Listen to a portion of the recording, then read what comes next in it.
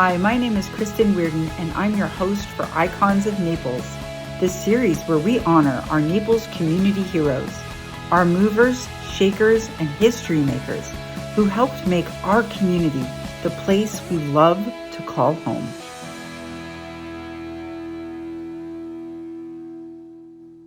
Hello and welcome back to Icons of Naples. I am your host, Kristen Weirden. Thank you so much for joining us today. Every community has its cornerstones, and Naples was a different kind of paradise than we know today.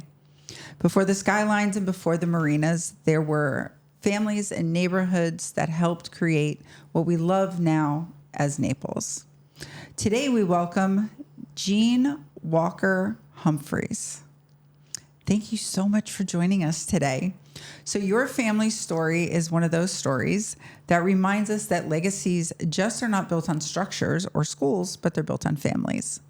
So where should we dive in first? Let's see. I have an idea. Okay, go for it. Okay, let's start with my great-great-grandmother. I love that.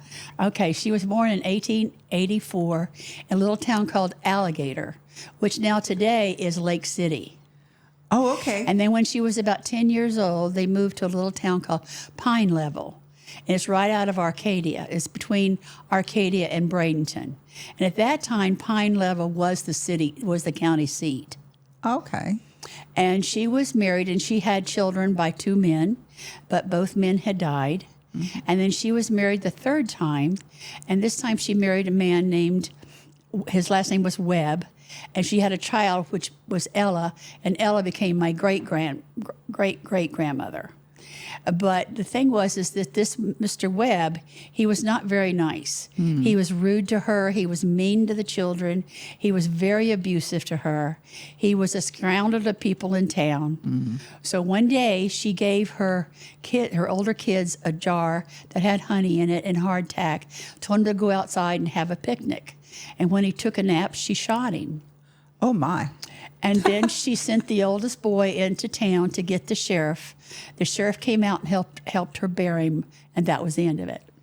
Oh, so he was really not liked. No. And that's the way they handled bad people in those days.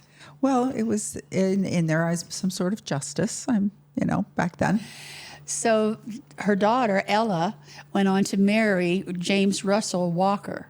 And James Russell was a deputy sheriff in this little Pine Level town. And in those days, they would kill a man if they stole a cow. And this man had stole this cow, but he stole this cow because his family was hungry.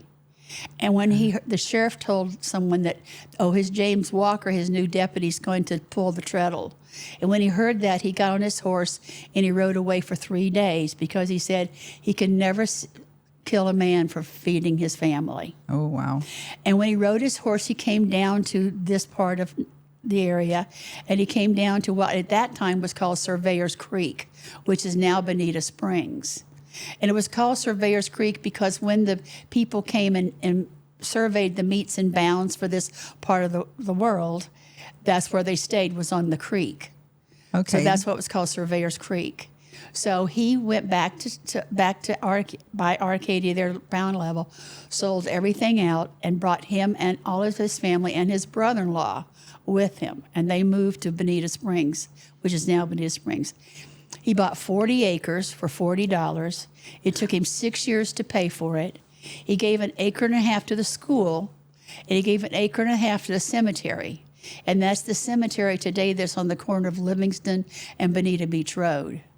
There's an old little cemetery there. Oh, I know that. Yeah, you drive right by it. Right. And then my grandfather was born on that 40 acres. And he was the sixth child of my family there for them. And then after that, the great-grandfather, after 10 years, he sold the land to Thomas Edison as a hunting camp. He moved his family into Naples. His wife hated it because his kids had to go to school on the Pier. That's the only school there was. And there was nobody here in the summertime at all because it was all just winter, a few people at that point. But what he did do, of course, his job was he would do the hunting and the fishing for all the food at the Naples Hotel. That's how he made they made a living for them.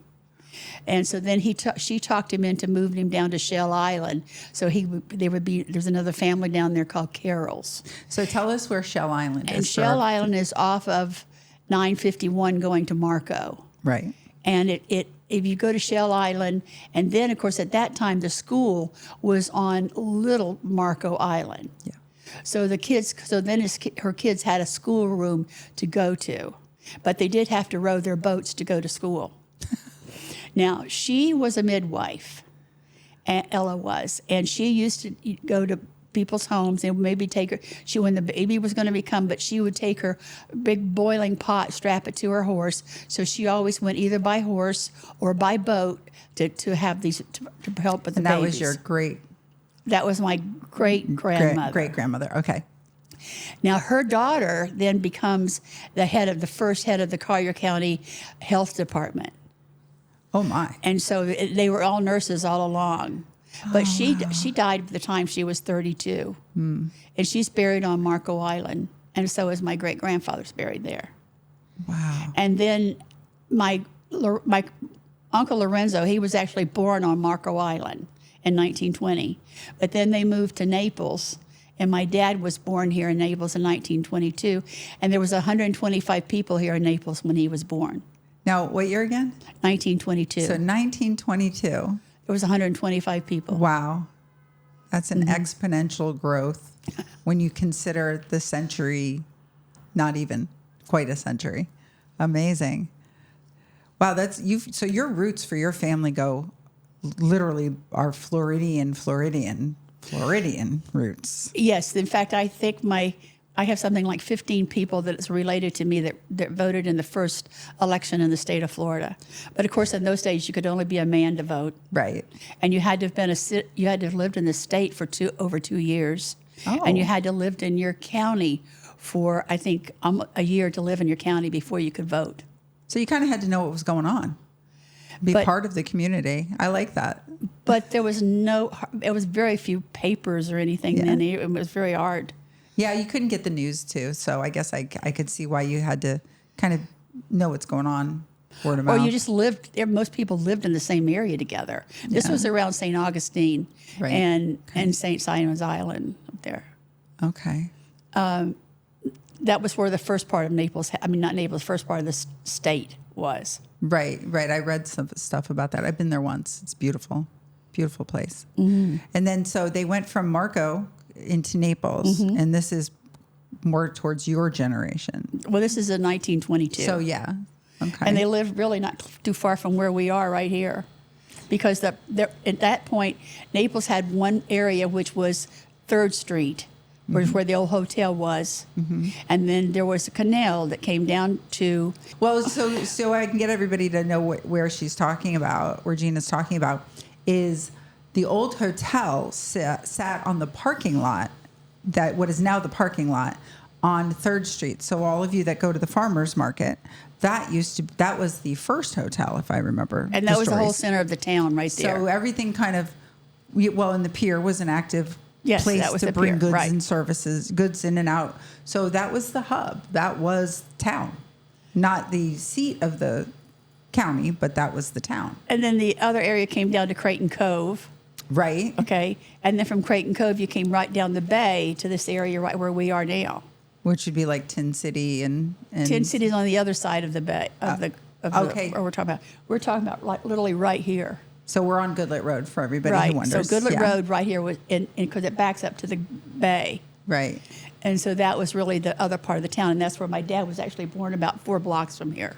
Oh wow! So we are between the Bayfront Inn and Baker Park, on the other side of the road. Right. But yeah. So that was the whole town. Because the waterways right there on the other side. And not only that, the train came right here. Yes, that's right. So that was why that part of town was by the train. Yes, I remember the train. So that was all of Naples then. I'm not that old, but the train was still here. So your dad moved his family to this part of town? No, it was my grandfather Forrest that moved his family to this part of town. Moved your family here first. And then, of course, my dad and uncle, they went to the school. But my dad used to get a spanking every Friday because he couldn't spell the spelling words. Oh. And so he would wear 2 and 3 pairs of pants to school because he knew he was going to get a spanking. Oh, and this was at school, people, not at home. Right. And then, of course, his brother Lorenzo, he was valedictorian of every class he ever was in. And then after the war, what happened is that my dad taught him, he quit school at the end of 6th grade. And he got a little truck, and he made 3 trips a day down to Chuckalufsky Island. This is your dad. And he hand-filled it with shell, and then he made the roads going into the airport.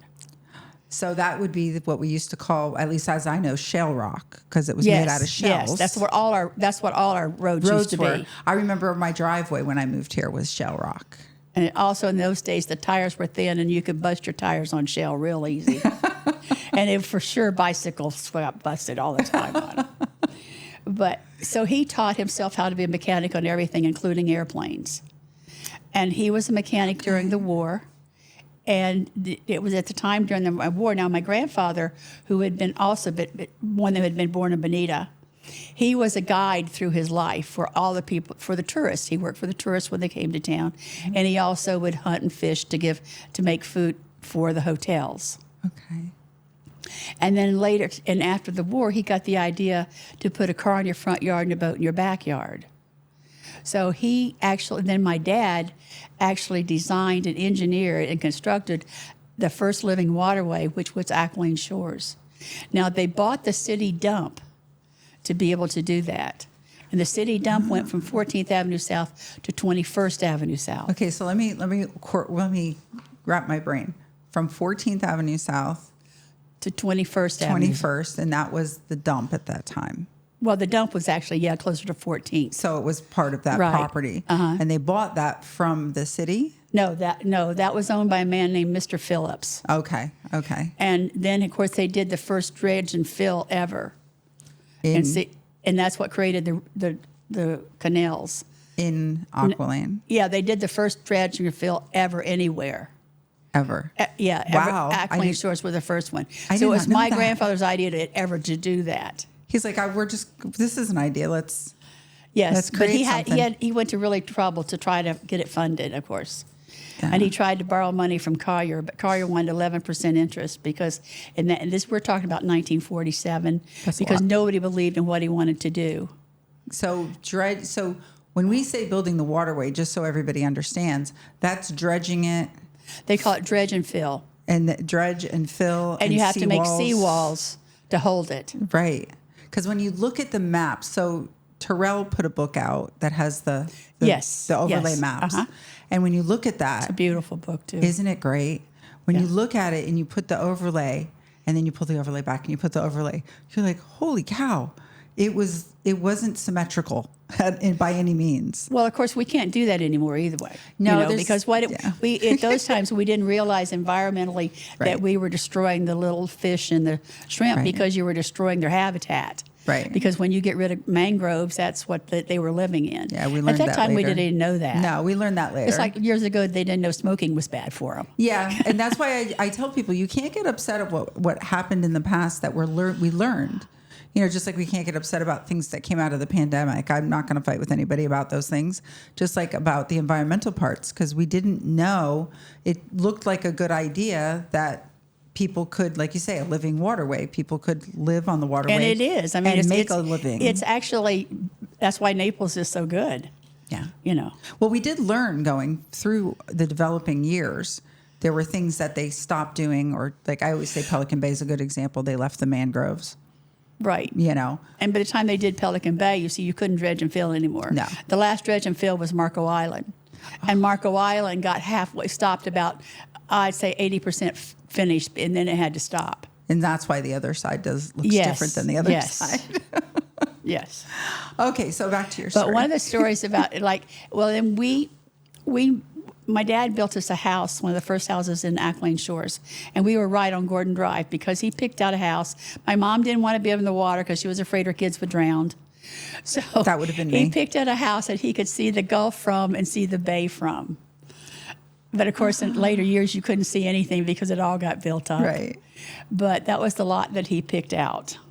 And at the time when he first built it, well, of course, all this had been dredged in, and now there was a lot of sand. And it was before air conditioning. And poor my mom was just driving herself crazy trying to keep her house clean because of the sand was blowing, because it was long before any vegetation. So my grandfather got seeds for peas, and he just took all of Aqualane Shores as they made the land and planted in peas. Oh, to keep the sand from blowing. It kept the fan, and we had lots of peas, and it kept the sand from blowing. Yeah, Probably had more peas than you know what to do with. it fed the town. Yeah, I can imagine. It probably did. Of course, one of the things when they were building Aqualane Shores that was interesting is that one day these three guys came along. It was hard to get people to work because there wasn't that many people.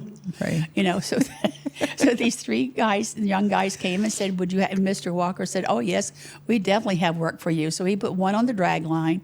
Well, what did he put? One hauling a dump truck. He put one, and then the one he put on moving the mats.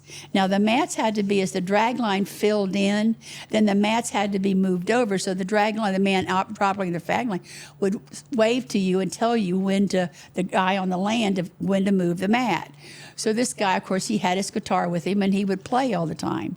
Well, Uncle Roscoe was the guy who ran Roscoe Walker was the one that ran the dredge. And so this guy would be playing it, instead of paying attention to stock, Roscoe would have to stop, walk the pipeline, get back on land, and tell him to move the mats because he was playing his guitar. Well, they were there a couple of weeks, and the next weekend they decided they wanted to go to Immokalee, and because they thought they could do a little band and play there. Well, of course, in those days you had to go through Fort Myers and back around to get to Immokalee. There was no such things as roads from here to Immokalee. So they went over, they played, they came back on Monday and told Mr. Walker that they appreciated the jobs, but they made so much money playing in the band that they decided they're going to go back to Memphis and do a band. And that was Elvis that was sitting there playing, and he wouldn't. And when Elvis did write his story, he did say he did a dump truck. He didn't say he was actually one that did the mats, but yeah, he did talk about being in Florida, down in Florida. Yeah, that's right. I've heard that. So that was Elvis's experience with Aqualane Shores. Yeah, he decided, maybe I'll do the music thing. That's incredible. In later years, then of course, my grandfather, they sold Aqualane Shores, and Lorenzo, his brother, got the real estate office, and he opened the real estate office to sell the properties. And then in 1950, he became a county commissioner. Okay, for Collier County. Okay. And then after that, he became a state representative for here. And he decided that there was a better way to educate kids, because his brother had made his living so he could be a politician, but he could never learn to spell his spelling words. So he got he got other people through the state, and he got it passed through the state of Florida to make VOTEX, which at that part were all privatized, to make them part of the public school system. And that's how we got all the VOTEX in Florida. Wow. And that was 50 years ago now. Right, yeah. And so at first it was called our first time. Of course, in that time you had to be 50,000 residents to get a school, and Collier did not have 50,000 residents. So we didn't get one the first year. And the next year the governor said, okay, since this is your idea, Lorenzo, your county can have a school. So he came with $680,000, which today is many more millions. Yeah. And the school board said, no, we've never heard of such a thing. A VOTEC. Right. We're afraid of what it's going to cost us. And the maintenance and upkeep of it. Yeah. Everything about it. So, of course, the kicker was that year we still had elected superintendents. And that he was afraid that if the school failed, he wouldn't get elected. So the next year, Lorenzo came back with the same deal, only a little bit more money now. And they accepted it because now it was an appointed superintendent. They didn't have to worry about getting fired. Exactly. Yeah. And of course, the first year, then they had flavets at the Naples High School. Okay. And then eventually they got the property out where it is now on Estee Avenue. Estee, yeah. And now we have 38 different programs you can be certificated from. I remember it growing up, and there were I don't think they do it now anymore, but back then you could split your time too between high school. Yes, you can. If you could drive there, you could take classes there and split your time. And for a those. long time, and for the last several years, we've had a high school there too. Okay. But now they are going to phase out the high school, much to my disappointment. Yeah, I've heard. Because it was one of the second's only blue ribbon schools. And they should, in my thought, they should have been making more schools like it instead of getting rid of it. Well, I think that nowadays your uncle saw firsthand what the difference is in the way people work and their brains work and their skill sets are different. Not everybody is the straight A scholastic student. Some are more learn by doing. But what's amazing, so many of our people that come now already have those MB degrees. Yeah. And they have no jobs with it. Well, the and now they're come back electricians, and taking, yeah. To HVAC. Yeah, I will tell you right now, everything I see from the business side of, I have some business coaches I work with and different people I know, and the trades are in desperate need of so many skills. My grandfather was a mason. So my uncles were all masons. Like we had one person for college out of my aunts and uncles. My other aunt's a chef. She was left her third year in college.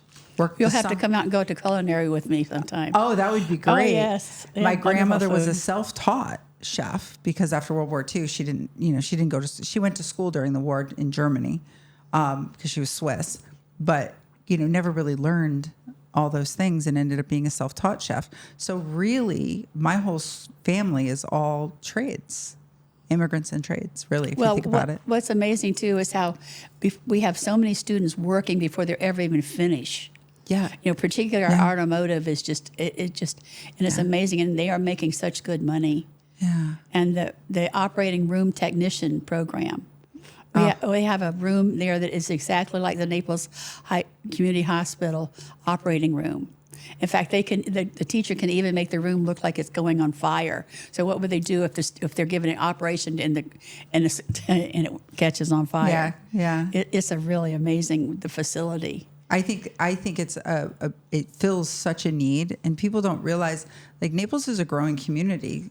It's been growing and growing and growing and growing and growing, and we have a lot of room to grow. And a place, an educational facility like that is just as important as a college to me. Like I think it should be big as FGCU, but because there's just so much to be learned that we need daily. Well, when you think about the whole state of Florida and what Lorenzo did to educate so many people. Oh, it's incredible. It's just amazing. And of course, his favorite was the nursing. Yeah. And one of the favorite stories he had, of course, was he was in the hospital one time, and the girl, he said to the girl that was helping him, she said, "What do you know about the guy that started that school?" And she goes, "Oh, it was some old guy. I think he died years ago." And she said, "Nope, you just took the blood pressure, and I'm not dead yet." He loved to talk to him. But when they first started the school, it was called Collier County Votech. Okay. And then after he retired, and the next person, Mary Helen Hawkins was the next representative, Right. she put it in to have it put into his name. Oh, what a great tribute. Yes. And so then, but I can remember the day we went out to school to change the name. And I drove with him, or he drove with me, I drove him. And it was raining. And he got out, and he had an umbrella. And the lady in the next car, he got out, and he said, he said, "Would you like to share my umbrella?" And she said, "Yes." So anyway, they're sharing the umbrella. And on the way in, he said, "I'm Lorenzo Walker." And she goes, "Yeah, you wished." So of course we got inside, and he was Lorenzo. That was just so much fun. He was so much fun to everybody. He was so friendly to everyone. Yeah. I love that.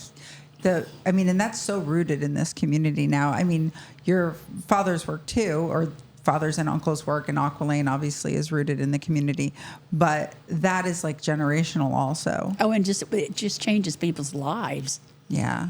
Yeah. One thing, if you go out there, my dad and I did to restore a 1931 Ford pickup truck that my mom's uncle had bought in Iowa in 1931 for $450. And it was really in a wreck. And so we restored it in 1990, and it's at the school now. So when you go out to the school, it's in the foyer there as you go in. And there's a story about there's pictures of the old Ford before it was restored and everything. Yes. Oh, so your family was really I really hands-on. gave it to the school. My kids are not so happy I gave it away our but I think that's where it belonged. Right. It's a great tribute to my dad there. Yeah. It's very hands-on family too. Mm-hmm. You guys got in and did things, get your hands dirty kind of things. Oh yeah, just like when we built the hospital. Like let me tell you about Naples before we had a hospital. Okay, we had one highway patrolman. His name was Tommy Kehoe, and Tommy would be our ambulance. Like when I broke my arm, he came and got me and my mom, took me to Fort Myers and to the hospital and left me to get my arm repaired. Well, then I can remember also he would if someone was in Naples and they needed blood, he would come in the middle of the night, get my dad, take him to Fort Myers. They would direct fuse him to give him a direct transmission to whoever needed the blood. Transfusion, not transmission. Yeah. And then he'd bring my dad back home. So that's how we got along. And of course, we didn't have any doctors here for many, many years. And then eventually we had Dr. Craig. And then, of course, Dr. Craig, wanted a hospital. So what happened was all the towns, Mamie Patook, who had been from the Bank of Naples, of course, I must tell you that her husband, Mr. Took, started Bank of Naples. And he had been with Lee County Bank there. And then they started Bank of Naples. He died real soon after they moved to Naples. Mm-hmm. So that's why it was always Mamie Took's Bank. Oh, because she carried the torch. Right. Yeah.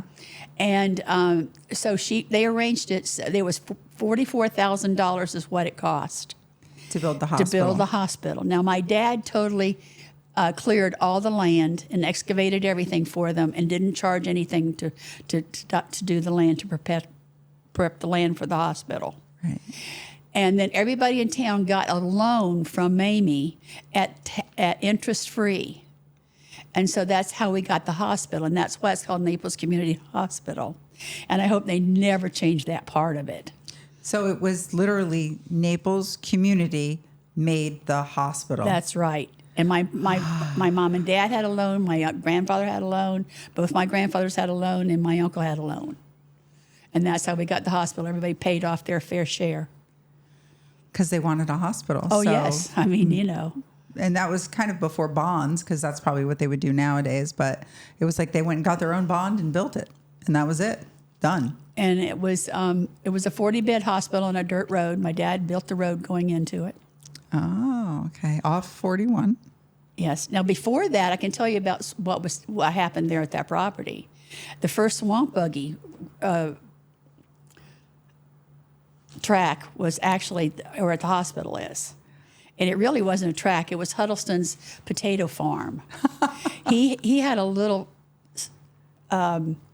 store on Fifth Avenue, and he grew his vegetables there for his store. Oh, so he just that's why down the street. And the thing was, Jimmy DeVoe was head of the Chamber of Commerce, and he had these people coming to town from different magazines, and he needed something to make Naples look interesting to them. So he knew that Ed Frank and 2 or 3 other people had swamp buggies. So he came with the idea, and he asked them would they consider racing them for these people that were going to come out of town. So that's how we had the first swamp buggy race. And I was there with my mom and my dad. And, of course, my dad got the bug, and he wanted a swamp buggy. And so then after that, they moved it from Huddleston's farm the next year. Then they went out on Radio Road. Radio Road, that's where I remember it. Okay. There was 2 different ones out on Radio Road. I remember the one Radio in Davis. They got bigger. Yes. Is where I remember. And so my dad actually built the track, too, with his bulldozer. Oh, neat. So, and that's what he did for the swamp buggy, too. I'm like sitting here mesmerized in your conversation. I'm catching myself. I'm like, oh, Zach's going to have like this whole camera of me going. No, totally mesmerized. Well, there is a funny story. Then he ended up when he built his swamp buggy, he was listening to the radio. And there was a story of something about outer space and flying saucers. So that's why he named his buggy Flying Saucer. Oh, okay. And then he was Swamp Buggy King in 1952 and 1953. Okay. And 1952 was the first year they actually gave a trophy. And that was the first year we had a Swamp Buggy Queen. Oh, I remember. Yeah, And I then remember hearing the the stories. dance afterwards was at the Naples Beach Club. Of course it was. Yes, that was the first one. Of course it was. Another mainstay But then of the day. There's a place out on the track they call the Sippy Hole. Yes. Okay, now the Sippy Hole got there because of the second year when in 53, a man Mr. Sippy, and he was from Miami. He was a very good mechanic. He had a lot of stuff that he did in Miami, and he built himself a buggy. Well, he came over here, and of course, in this track at the beginning, when they would stop this one place and they would get out of their buggy and run around the buggy and hop back in. Now, whether they still do that today or not, I don't know, because it's so much water out there. The track don't even look the same as when I was young. Not where it is now. No, yeah. because it was mud. It was straight and now mud. it's all water. Yeah. They flood it with water. Yeah. And they have skinny little tires, and it's almost like next to airboats the way the buggies are today. But these were, and Mr. Frank was the one who made the first buggy. Ed Frank. He had a garage, and he went to California, and where his brother lived, and he saw the Baja buggies with the big balloon tires, Right. the airplane tires. So he came back and built himself a swamp buggy because he saw the balloon tires of the Baja buggies out there. Okay. And he had built the first swamp buggy. It was called Tumblebug, and it also would float. He had fixed so it would float, and it also would rear up. He loved it in the parade because you could rear it up on two tires, type thing, Oh, I love the parade, believe it or not. Some people complain now because it's still on 41. And some people complain that, it's on 41, it's taking up traffic and this and that. I said, you don't understand your roots. You don't understand why it's on 41, because it started in town, not out of town. It got moved out of town and then out of town again. But we also had the fair was out on Airport Road is where I remember before it got split. Now one's one place and one's another place. Oh yeah, the Swampy Parade, and they were always the week before Swampy season started, because they would fix their buggies up because once you went hunting with them, they were never going to be that clean and beautiful again, So that was why it was always right then, or that time of the year. That makes sense. And then the parades. But there was one year Lorenzo was running for, in the state again for the representative, and Kirk was here, and he was running for governor, and that he was on a horse. And I remember I took this great big sticker for Lorenzo Walker, and I got it on his back. So all through the whole parade, Kirk actually advertised for Lorenzo on his back. Well, you can't beat that publicity. Not for that event. That's great. That is great. So when you look back to those years, like the Swamp Buggy years and that era of the early era, like when you were a kid, what are some of your fondest memories of Naples as a community back when you were a kid? Well, first of all, my dad, every year when school got out, we lived at 16th Avenue South. Okay. So he would put a tent up for me on the beach. Oh, fun. And so I always had a tent because I had fair skin. I had to stay out of the sun. And you would just leave your stuff at the beach and nobody ever bothered it. Now, you had to only worry about the tide. Yeah. Tide's the only thing that would take your stuff. Nobody would ever take your stuff. I heard the beach was a little narrower at times back then. That's wrong. Oh, I think okay. it's just the opposite. You think it was wider? Oh, I know it was. I remember the first time I was gone from Naples for a few years and came back, I was shocked. Yeah. Oh, no, our beach was much wider. I could take you today and show you how much wider it was. He's shaking his head. Yeah. Oh, no, the beach was much For wider. those of you who don't know, we have another guest over here. And he's saying, yes, the beach was The wider. beach was, okay, so we have a general consensus, the beach was wider. Right. So, but also I miss, like, for instance, you were talking about Hurricane Donna. Yeah. Okay. We lived on Gordon Drive, and in the middle of the night, the police came and said, you've got to leave. Mm-hmm. So we evacuated out to my aunt's house, who had a brand new house, which was in North Naples, which today is where Dick DeVoe Cadillac is. Okay. And we took the Swamp Buggy and the other two cars with us out there Well, while it was going through, there was a big trailer park right there, and these huge trailers just flew through the air like silver boxcars. Really? Oh, I mean, you just couldn't believe it. And we had, some of the people with us, our school teachers, they went with us, and he and I were sitting at this little breakfast nook. And this is a fairly new house, and they had this jalousie porch, and jalousies are terrible because during the hurricane they just flood water through. Yeah. And my mom would keep going through there mopping up, and all of a sudden my dad said, my mom's name was Marlis, don't you go out there anymore, look, the roof is going up and down like. Well, then all of a sudden the whole roof takes off, and I'm out in this little breakfast nook with my teacher, and there's just nothing there. Oh my goodness. So then my dad grabs us, takes us in the house, and nails the door together where the breakfast nook and the porch was. And of course, during the eye, we were in the eye for 52 minutes. And of course, this gets very still. And of course, during the eye, the bay was totally emptied. Yeah. There was no water in it at all. And of course, when it filled up, it filled back up over land. Yeah. And of course, when we went back home, and another little funny story, we were just getting Comcast, but we were just getting cable. And it was September the 10th, and I was my grandfather, who lived down the street from us, already had cable.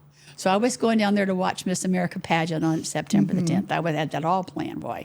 I was going to see, because when we had our televisions all had snow in them. Yeah. You know, it'd be black and white, but it would just snow, and the snow, Cuba would cut in. Yeah. And it either came from Fort Myers or Miami, and you had these huge towers. They were and we had great big towers. So we were out getting everything ready for the hurricane, and my dad said, Jean, don't worry about it. We're not going to take the tower down. Let her blow. We're going to get cable. Well, when we come back to town, we can only come back in our swamp buggy because it's still so flooded. So we get down to about Broad Avenue South. Everything is gone. The trees are gone. There's not a strip of a leaf of nothing nowhere. And all of a sudden, from Broad Avenue, I could see one thing, and there was that television. Our television pole never went down. Oh no! You're ready for cable, and the thing is still there. It's still there. So it was of course, we didn't have electricity for 2 weeks after Hurricane Donna. And then a couple of weeks after that, my dad was watching football on a Saturday afternoon, and we got cable the following Monday. Oh, that's funny. For people who don't know, so back in the day, if you lived in a city, or so my family lived in Connecticut, but they were only 40 minutes from New York, you could get, rabbit ears. With the ears, you could get channels. But being down here in Southwest Florida, it was a struggle. I mean, unless you could pick up a signal from the major cities, you were, and even then sometimes, I mean, I moved here in 78, and even then sometimes it was like nope, yep, nope, yep, nope, okay, nobody move. And you're like, do I take my hand off the dial? Or you should take extra little pieces of silk tinfoil and put it on the ears. And then you'd get the wire, and my stepdad at the time would get that little flat wire and run it outside and try to put something on the house so you could get a better signal, but the wire wasn't very long. And Zach over here is looking at me like, what are you talking about? It was a very Radio Shack moment back then, I think. Talking about Hurricane Donna, then of course the pier went down. Yes. And this is one of the things I loved about what we don't have now that we had then, is that when they put the new boards down every night, all the kids in town would take their bicycles. We'd ride out to the end of the pier and then lay on the new boards. Every night we'd lay on the boards. And that was the first time I ever saw a weather balloon. Wow. This is 1960 now, was when we were laying out there at the end of the pier. Every night we'd all lay on the new boards. Oh, that's amazing. Now, wasn't there someone who paid for that? Yes, Mr. Norris. Okay. So most people don't know that name. He got all his money from Texaco Oil. Okay. Most people don't know the name except for the Norris Center. Right. And then also his wife, Doris Delorner Williams, is also, because that was her first name, Delorner. So they paid a lot of the money for that too. So it was. But he totally built it. And with the idea he would build it, it would always be a free pier. Yeah, I know that was one of his stipulations. Yeah. He would put it back as long as it would be a free pier. And we bring that up, or you bring that up, because there were talks this last go round because of the damage. I remember seeing that. And I said, wait a minute, I remember growing up, because the pier had to be rebuilt since then once. And I remember growing up and them saying, this is before Ian, between Donna and Ian, they had to have some work done. They did that conversation and it was immediately shot down at that, whatever, I can't remember what that storm was in the middle there between the 60s and 2000, whatever that was, 21, 22, 21, when Ian came through. And they talked about charging or different things. And this time it got a little bit more traction. Like, wait, no, there's some history there because it was always going to be free for the residents, for the kids, the families, the tourists, for everybody. The original pier was built in 1886. Oh. And it was, of course, the first thing built in Naples other than the first real estate office, which was at the end of the pier. Mm-hmm. And then the next thing that was built was the Naples Hotel. Right. But the original pier, it had a landing on the bottom, so you could come in by boat. And then it had a stairs that would come up, and then it had a long walkway, not a walkway, but a long track that had a railroad track on it. So when your luggage came in and everything, the food came in out of the boats, it got taken up to the Naples Hotel. And so for anybody who's been on that road, that's a long way, but a good thing they had that because otherwise you got to carry it. Exactly. That was kind of smart. And then, of course, on that same street, we had the Palm Cottage. Now, when I was a kid, Palm Cottage, the people that lived there was Alexander and Larry Brown. And they were both trust funds babies. They never worked. And as a kid, in 1943, home permanents came out. And when I was a kid in the late 40s, everybody had perms. Everybody had curly hair, except for Alexander Brown. Now, Alexander Brown had this beautiful long hair that she just wore down to her shoulders, tucked under. Well, she would sit up in her second story at the Palm Cottage and read, of course. And the other thing they had is of course, at the time as a kid, I didn't realize it was a martini flag, but they had this sign that said they had when you could visit them. In other words, you couldn't just come visit their house anytime. You had only certain hours you could come visit them. Oh, okay. So she would be up there, and we used to think she was a witch because she had straight hair, and she'd be reading in that upstairs. And so we would always hold our breath when we'd go past her house in case the witch wouldn't get you, A little folklore there. So, well, of course, another thing that Alexander and him did is they had cockfights down at the end of Gordon Drive. Oh, right. And when you go through Palm Cottage, you can see all that history. Wow, yeah. In later years, in my adult life, I got to know her really well. And she was always so funny, laughing about the story that we used to think about her. And she gave me my first, in fact, she ordered it from Lord & Taylor in New York. And she gave me my first smoked turkey ever. Oh, that's funny. I know. But it was just, but those days were just so safe. I mean, if you left your bicycle downtown, somebody left it alone or brought it to you. I feel like you forgot this. You didn't, yeah. You never, you never They'd come worried. check on you if you were never. hurt. And I used to drive, my dad made us a go-kart, and I drove the go-kart to school. Yeah. Yeah. Yeah, you could do that. You could do that. My grandfather, Forrest, of course, things started to change here. He wanted to save Palm Cottage. It was his idea to turn Palm Cottage into and he had been, one of his main people he'd always worked for was Dr. Baum. And Dr. Baum, of course, had the money also, and he was actually the first president of the Collier County Historical Society. So I remember growing up, I don't remember when they did the whole Palm Cottage thing, but I remember there being a huge talk, maybe the 90s, 80s, 90s. Maybe the 80s. A huge conversation about the history here in Naples and not losing it. And I think it was when things like Kings Lake were starting to go on and some of those developments, the bigger, I guess, planned more developments were coming in here. And all of a sudden there was a big uproar. And I just remember it being the Historical Society we need to do this, we need to do that. Palm Cottage isn't enough. I don't know whatever happened with all that.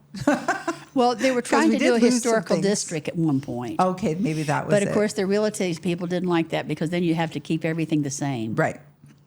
And then the houses, you couldn't tear them down and make a new house and all that kind of stuff. So that's what killed That's that. maybe what I was thinking of. I wish they would have done a little bit more myself, even though people say, oh, you're in real estate, you're part of the problem.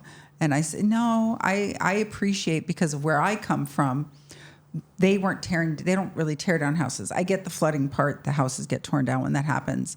Because I know there was a story about Broad Avenue, how all the houses were the same.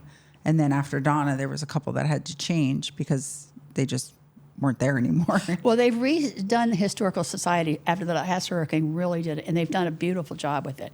As a matter of fact, the floors look better now than they've ever looked my whole life. Oh, that's great. And one of the things they did that's real interesting is that going into the kitchen, they've left you can walk over it.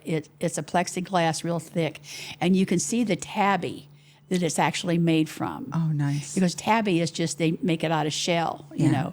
So you can see the tabby structure underneath it. And one of the things they did under there is they left a Slips brewing can. Now, the reason that's homage to Uline. Yes. Now, Uline, that's the other point happened. Because of Mr. Uline, that's how my other grandfather got here. Because Uline was building a house here. Now, Uline was Flitz Brewing Company, and he went to Miami to Exotics Gardens and have them come in and to do all his landscaping. Well, my grandfather, who was in Miami at the time, he had been from Minnesota and had moved to Miami, and he worked for Exotics Gardens, and he came over here and headed up the program for Mr. Uline. Well, then at the end, he asked him, he said, Rex, would you come live here and be my full-time caretaker? So then my grandfather moved here, and that other grandfather moved here in 1938. Okay. There's a little history that I And did then not know. Right. Then my mom, and then. I knew about the Schlitz Brewing. Right. But not the connection with the Uline. And the other thing, he was so he didn't drink, but he hated Naples water because, of course, it was all sulfur. Yeah. You know, it was really bad. So he put the money up for the bonds to give Naples City water.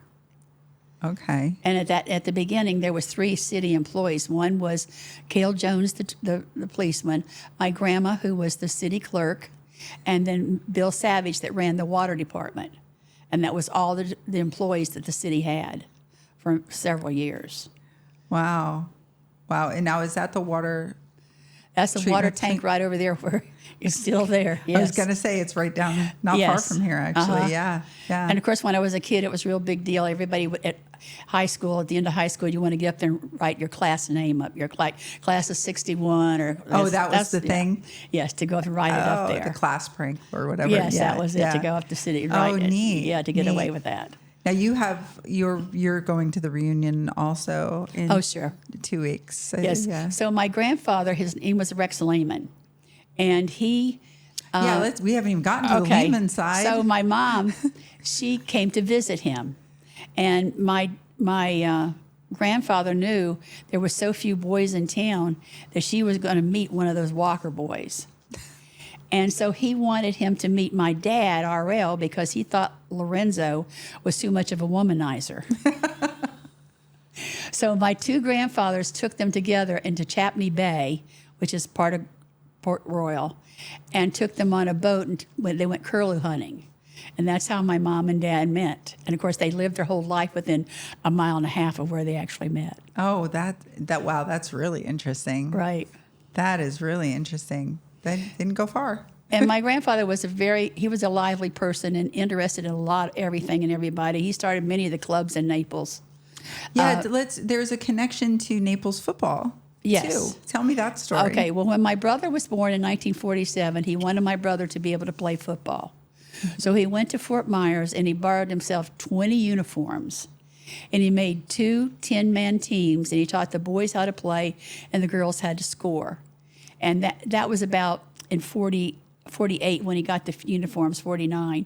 He had them playing in Naples High by 1950, and they played their first game against Venice in 1950. And, of course, at that time, it had to be at Camier Park. Okay, because it was the school where the old school, where the Gulfview is now. Used to be the high school, right. And so they played there. And then he wanted his boys to have their own field. So he got at it, and he knew that the Watkins family had a lot of land. Yeah. And he talked the Watkins, he said, if I can talk the school board into building a school, will you sell them the land at a decent price? Okay. So then he went to the school board and got the school board to build. We can't afford it. He said, yes, you can.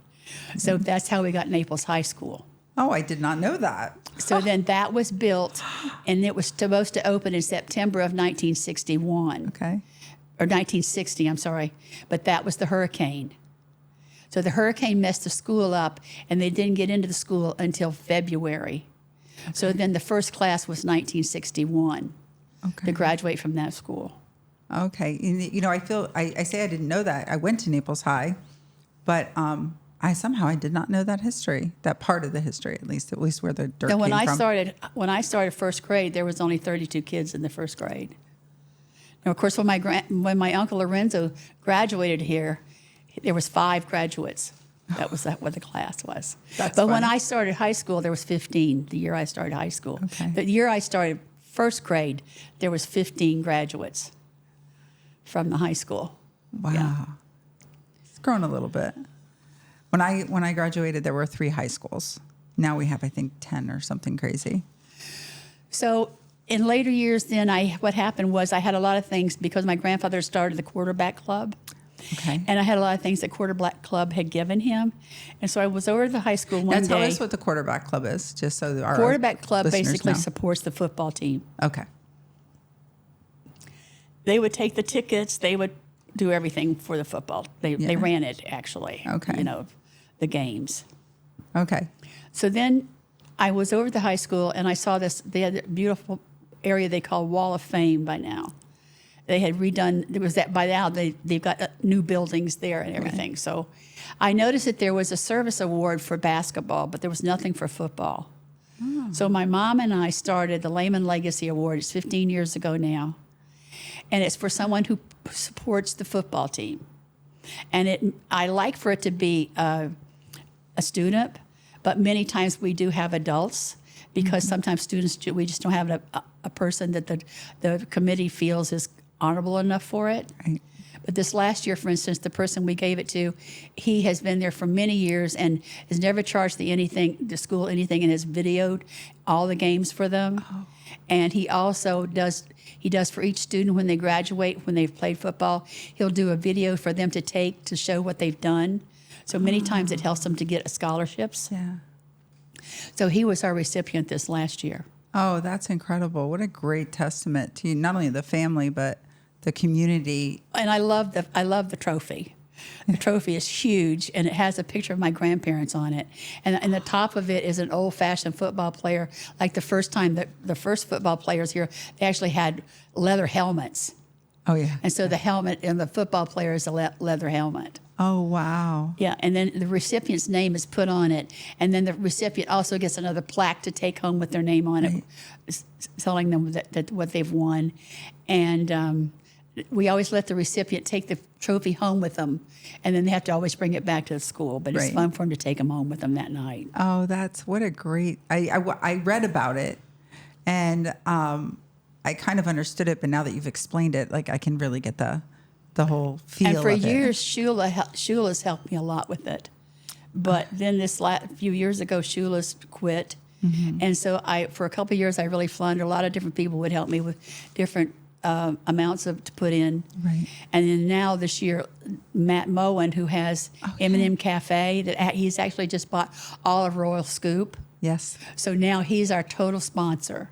And he graduated from Naples High School. Yes, yes. So he's going to, and I feel so blessed that now when I'm gone, I got a sponsor. It's going to carry on. Yep. Oh, that's great. No, Matt's a great guy. I haven't had a chance to talk to him, but he was nominated for the show for some of his contributions and his history and what he plans on keep going forward with. So I didn't know he was involved in that. I'm excited now. Yes. I am excited now. And we talk about making a Lehman Legacy ice cream flavor. Oh, I think absolutely. Absolutely. But he tells me it's $500 for a run. Yeah, it is. We used to own my parents used to own, my mom and my stepdad used to own an ice cream shop first it was on Fifth Avenue. It was ice cream and sub shop. We owned it in... The dugout? No, it was called, was it the Village Eatery? Did we move that? Was that the name there? And then we moved it to 951. And we were there was a new plaza that opened right next to, McDonald's opened, and it was over here, and it was right after this is where I need my mom. It was right after they made the interchange, and it was called what the hell was our Sweets, etc.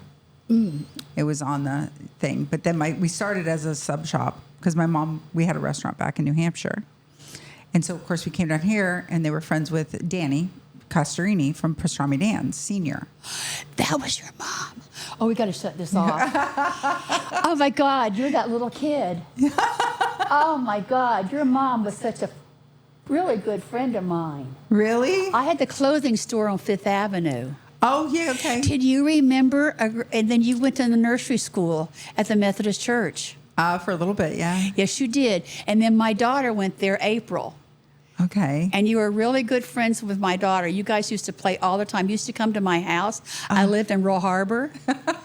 Oh, my gosh, that's you. So they had this restaurant, and then... We still talk about there's never been as good a sub as your mom would make. Oh, never, thank you. ever, ever. Thank you. I'll have to tell her that. But we didn't know... Is she still here? No, she lives in Connecticut. Yeah, she lives in Connecticut. Oh, God, that almost makes me cry. This is great. Oh, I'll have to tell her when I hang up, when we're done. See, we get a little off track when we hear these great stories. Oh gosh. Now I know exactly who you are. So they had to move it because we didn't realize when we moved here, everything shut down. So you just couldn't make a living on Fifth back then because didn't have the parking. They hadn't built anything. They hadn't changed the regulations that you could share spots and all kinds of stuff. So yeah. But yeah, that's funny. Okay, I've said this before. Sometimes we just throw all the papers out because we've got such great stories that we're working with, and oh yeah. I just want to make sure I did not miss anything. Because I had a store on Fifth Avenue for 30 years. Yeah, it was the second oldest store in Naples. Oh, I'll have to tell my mom. She's just gonna fall over. Oh, she is just going to fall over. Not very long ago, my son and I were talking about that. If we would ever had a sub again like the Philly shop. Oh, my gosh. Well, we have found football. We have talked about the history of Aqualane.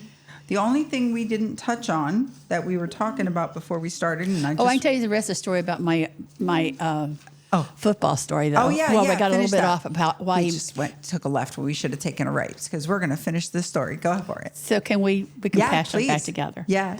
So he taught the boys how to play football. He's got them playing, and of course my grandfather worked. He was a linesman until he died in 1960. Okay. And but the reason he wanted to start football was for my brother. But unfortunately, when my brother got bit by a mosquito when he was 10 years old, and he had encephalitis. Oh, no. So he had seizures all his life. So he never really could ever play football, right. Of course. But he became Naples' greatest fan ever. Yeah. You know? I can imagine. So that's why we call it for the love of football. Right. Oh. Wow, that's like a story that makes you go, oh, but at the same time, oh. There has a great outcome, even though he couldn't play it. Right. He became like the guy for the team. Yeah. That's awesome. Now, when you walk through places like Aqualane or visit Lorenzo Walker campus today, what emotions surface knowing your family helped shape so many amazing parts of this town? I can't do this without crying. The school really brings this out in me because I can't go anywhere if I'm in the hospital, I always meet somebody who's gone to school there. I just meet so many people who are so grateful for their life because of the school. Wow. Oh, what a testament. So it really, and of course they treat me like I'm their queen over there. They're so good to me, and I always go to all their graduations. That's amazing that you still stay in touch with the community. I know that some people have moved, some people have gotten older, or they're just not as connected. But I love how you have stayed connected to the parts of the community, even though it's changed. Oh, yeah. It's changed, it's grown, but you bring that root. I think when you show up, you bring it back to its roots. Well, one of the things I always kind of get upset about I'll see that Naples was a little fishing village. Oh, okay. That's not true at all. Okay. Naples was never an old fishing village. Marco Island was.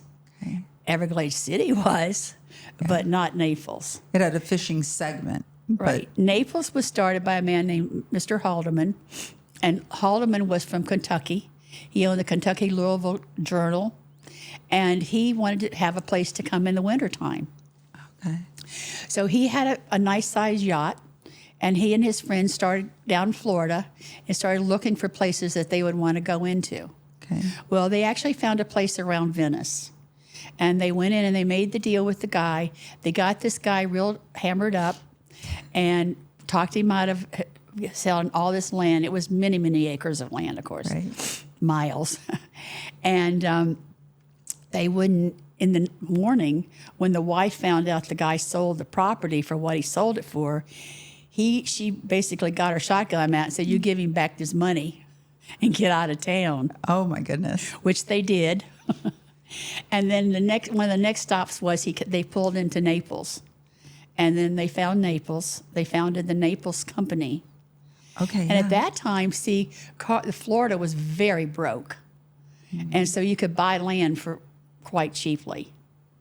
And then they started Naples Company, and that was 13th Avenue South there. I remember seeing on the old deeds, being in real estate or flipping through. We were talking earlier about the microfiche. Sorry, there's somebody who used to work at the county here.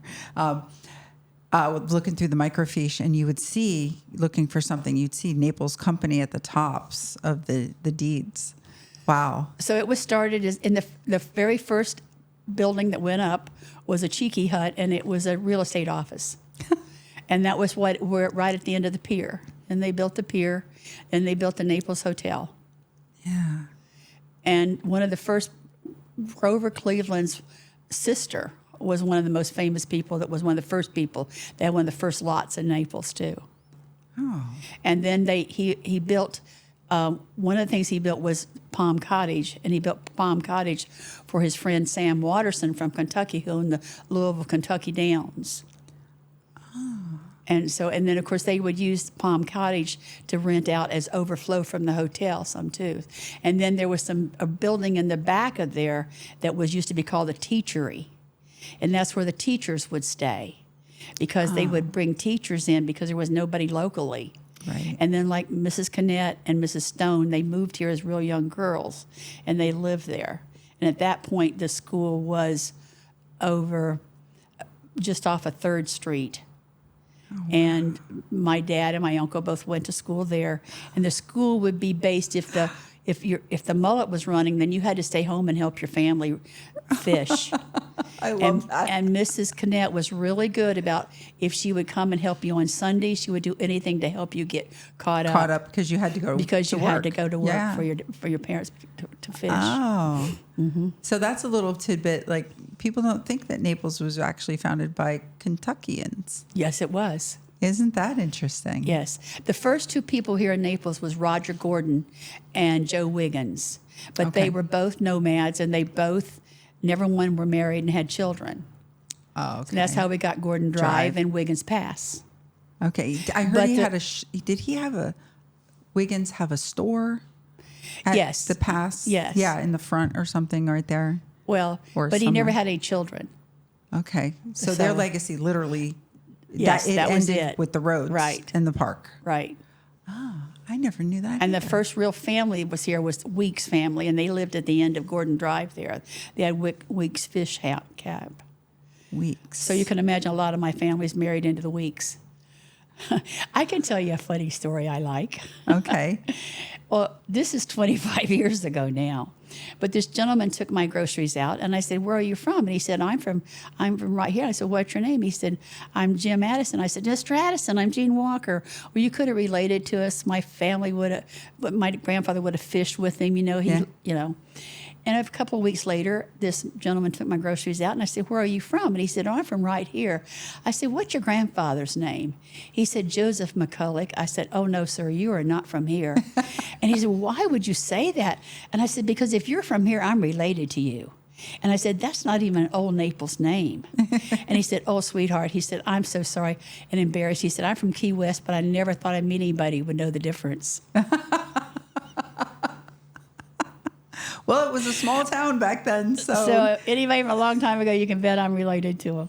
Oh, that's incredible. Well, I have to say, thank you so much for joining us today. I have learned so much about our town that I did not know. I know I said it a lot, like, wow, I didn't know that. But, I thought through my journeys and reading and getting ready for these podcasts, I learned things. But every time I sit with someone, especially like yourself, I learned so much more, and just encourages me so much more to keep wanting to do more of these, to capture these amazing, great stories about our town.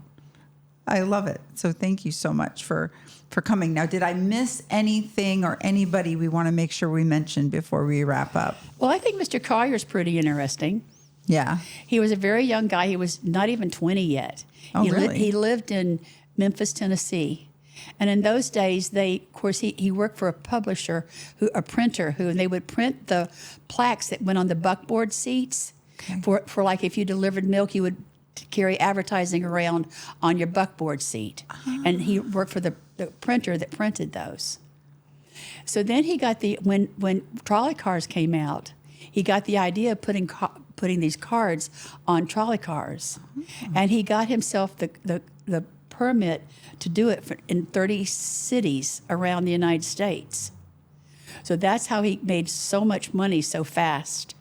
That makes sense. And then he came to Florida, and he bought Usepa Island, his first trip here. And then eventually he ended up, like I say, the state of Florida was real broke. So he negotiated to buy 1 million acres. If he bought 1 million acres, he would name it after himself. So that's how we got Collier County.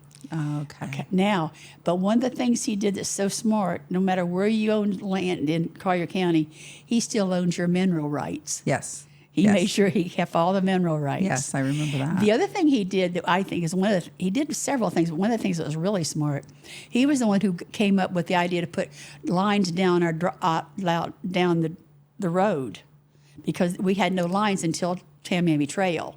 So then he put a line through it so that you'd have one side you drive on, the other guy drives on the other side. Oh, that was smart. He divided the road, and it saved a lot. Yeah, yeah. Oh, I again did not know. I've lived here my whole life, but there's so many great stories like that. And the other thing I can think of when I think about the trail is that a family that lived here, he was Schlitz Brewing Company, and his name was Papa Joe Greasy Dick. Oh, wow. And he had a daughter that went to school in West Palm Beach. And there's a real bad turn just past Palm up on the road, and she got killed. There was 3 or 4 students in the class in there, and the 2 of them got killed, and she was one of them. Right. Well, the money that he got from that wreck, he gave. At that time, there was not a Catholic church here. The Catholic church was meeting in like at the school or something. Mm-hmm. And so the money that he got from that, he gave from them to build a building, but the stipulation they would name it after her. And that's how we got St. Anne's. St. Anne's. Mm-hmm. Yeah, it's a beautiful building too. Yes. Beautiful, beautiful building. I just had a thought and it left me. I was going to ask you about, let me think for a second. You mentioned Usepa Island. I thought I saw recently somebody just bought that. I don't know. I just saw an article like maybe last week about it, and I want to say somebody bought it. I hadn't seen anything like that. Yeah. I don't know.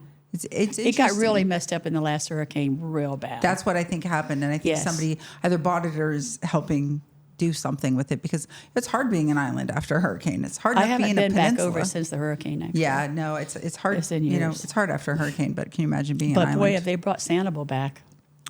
It's coming along for sure, for sure. Marco, I used to be, I think, a big hub, like I mentioned in one of my podcasts, when the county seat was, out at Everglades. The next stop was Marco, but then when everything moved, it got a little bit more more downtown. but even that's really starting to grow again. I think it went through like a dip for a while. Post-COVID, maybe. I don't know what it was, but it just, I'd go out there and it just seemed kind of... Well, air conditioning was the greatest thing that ever made Naples grow. I don't think Florida would have grown without the invention of air conditioning. Before air conditioning, we were talking about this earlier, how we have something that we call them sand nets, but other people call them no-see-ums. No-see-ums, yeah. And when we were kids, you had this palmetto stick, but had a rag attached to it, and you would dip it in diesel fuel. Then you would have to rub it all over your screens, because sand nets screens will keep mosquitoes out, but not sand nets, and they bite so bad, and that you can't see them. Even on a white sheet, you can't see them. No. And it would be so bad. And some people would have to, if it was a real bad night, you'd have to get out and go and they call it treating the screens. You'd have to go treat the screens again. Yeah, I don't think the population would have grown in Naples or any coastal town in Florida. Actually, any of Florida. I'm sorry. Air conditioning definitely helped the state of Florida. My dad and his brother, they had a paper route when they were kids. They both had bicycles. Mm-hmm. And, of course, they would ride down Fifth Avenue. And my dad used to tell me, one time we were sitting there was all this traffic. And he said, you know, Jean, in my wildest imagination as a kid, when I used to be riding so fast to try to keep the panthers away from me on the street, he said, I could imagine a man in the moon before I could ever imagine this Naples looking like this. Oh, gosh. Yeah. Yeah, I could imagine if they were here today, what they would say about the growth. Oh, my grandfather used to tell me someday there'll not be a town between Naples and Fort Myers. We'll be a total town. And you, they knew. And back then, everybody was like, "Oh, you're crazy. That's so far." No, and now they knew. They're like all connected. Yeah, how incredible. Well, again, thank you so much for being here today on our show and joining us for our little podcast here about our history of Naples. It has truly been a treat. Sitting here with Jean Walker-Humphries reminds us Naples did not just happen. It was envisioned, loved, and built by people who loved our community, Naples, Florida. Thank you, Jean, for preserving and sharing these amazing stories with us and for reminding us all that the past is not gone. And thank you to our listeners for joining us today. And also a huge thank you and shout out to our location sponsor today is Gulf Shore Playhouse for giving us this beautiful Founders Lounge to film in, and our technical services sponsor, which is Robert of Philadelphia. If you enjoyed today's podcast, please like, subscribe, share, follow, do all the good things, and share it with your friends who would like to hear more about the history of Naples. And I will see you on our next episode of Icons of Naples.